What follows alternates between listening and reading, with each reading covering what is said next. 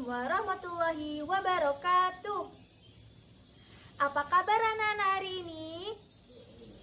Alhamdulillah kalau baik-baik semuanya.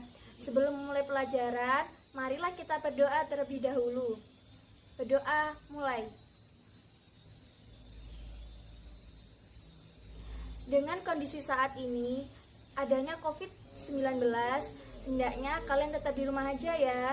Jangan lupa mencuci tangan. Kalau keluar rumah harus pakai masker. Tetap jaga kebersihan, kesehatan. Di bawah ini Ibu kasih link untuk mengecek kehadiran kalian ya. Jangan lupa diisi kehadirannya. Langsung saja Ibu akan menjelaskan tujuan pembelajaran pada pembelajaran ketiga ini. Yang pertama, siswa dapat menjelaskan informasi terkait dengan pertanyaan apa, siapa, kapan, di mana, bagaimana, dan mengapa.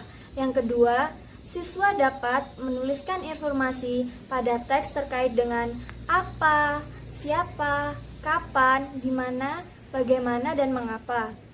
Yang ketiga, siswa dapat menjelaskan cara menghargai kegiatan orang lain dalam usaha memperkuat kesatuan dan kesatuan bangsa.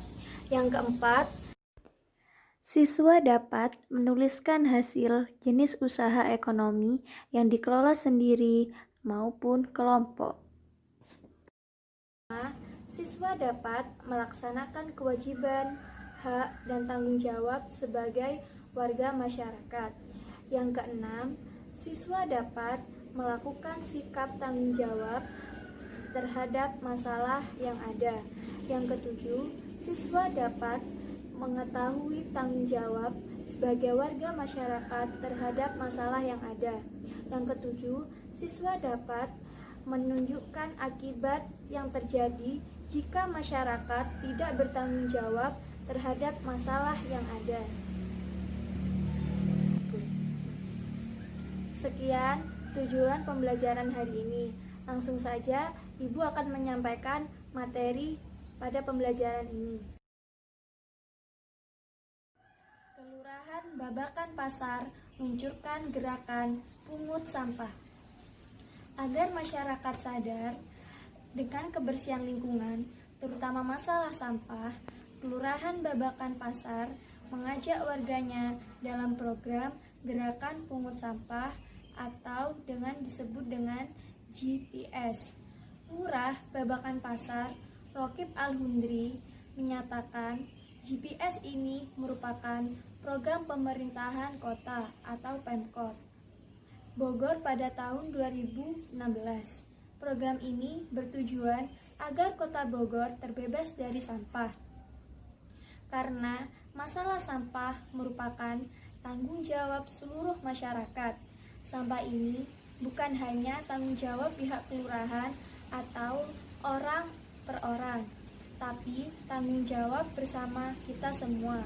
Jelasnya, Rokib berharap kedepannya warga Babakan Pasar lebih peduli lagi dengan sampah yang selama ini selalu berserakan, sehingga wilayah Babakan Pasar terbebas dari sampah. Kalau sampah ini sudah tertata dengan baik, selain indah dipandang, maka warga masyarakat pun akan terhindar dari penyakit, pungkasnya. Langsung saja kita simak pada gambar ini. Terdapat seorang pemulung yang mengumpulkan barang-barang bekas, botol-botol bekas, koran-koran bekas, dan di sini sampah yang menumpuk dapat mencemari lingkungan dan mengganggu kesehatan organ pernafasan. Tahukah kamu, ada orang yang kegiatannya sehari-harinya adalah mengumpulkan sampah yang dapat dikelola kembali? Ya, betul, kita biasanya menyebutkan pemulung. Para pemulung mengumpulkan botol-botol plastik, koran bekas, majalah bekas, dan benda-benda lain yang dapat dikelola lagi. benda-benda itu disetorkan kepada orang-orang yang dapat mengolahnya dan menjadikan benda-benda lain yang sangat berguna. Gambar yang dikelola dari barang bekas menjadi barang yang berguna. Di sini terdapat botol bekas dijadikan hiasan dinding, dijadikan tempat pensil, dijadikan vas bunga, dan sebagainya. Menghargai kegiatan usaha ekonomi orang lain. Kegiatan ekonomi yang dilakukan setiap orang melibatkan orang lain. Keterlibatan orang lain dapat dilihat dari kegiatan produksi, distribusi, dan konsumsi. Pada kegiatan produksi, orang yang terlibat adalah tenaga kerja. Pemakaian tenaga kerja dimaksudkan untuk memperlancar kegiatan produksi. Tenaga kerja akan memperoleh balas jasa dari produsen berupa upah atau gaji dari produsen. Selanjutnya, barang hasil produksi akan disalurkan kepada konsumen atau masyarakat oleh distributor. Dari kegiatan penyaluran barang tersebut, distributor akan memperoleh keuntungan. Itu merupakan contoh distributor adalah agen, pedagang besar, dan pedagang eceran. Konsumen adalah pihak yang mengonsumsi barang dan jasa untuk memenuhi kebutuhan hidupnya. Barang dan jasa diperoleh oleh produsen secara langsung atau melalui perantara distributor.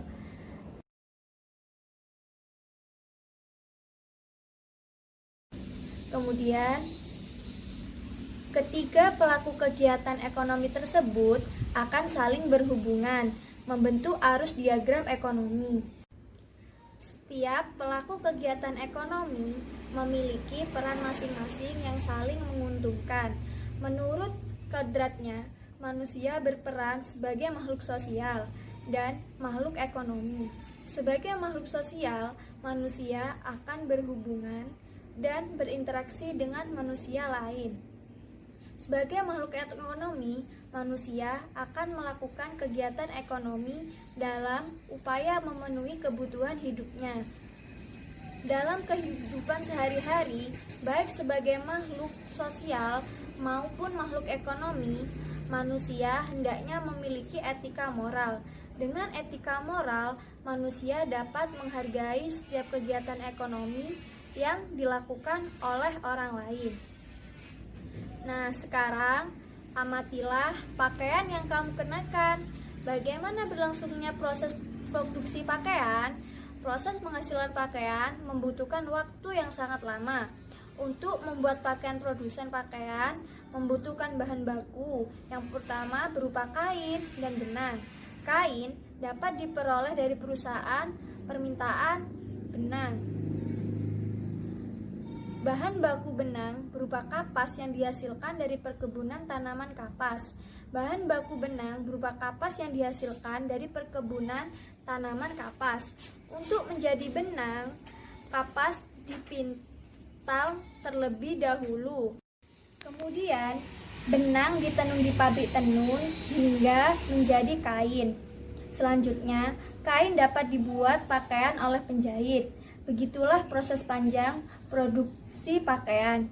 Banyak pihak yang terlibat dalam proses produksi ini. Ada petani, tanaman kapas, pekerja permintaan, penenun kain, penjahit, dan pengusaha garmen. Begitu panjangnya proses produksi ini, hendaknya kita perlu menghargai kegiatan usaha ekonomi orang lain.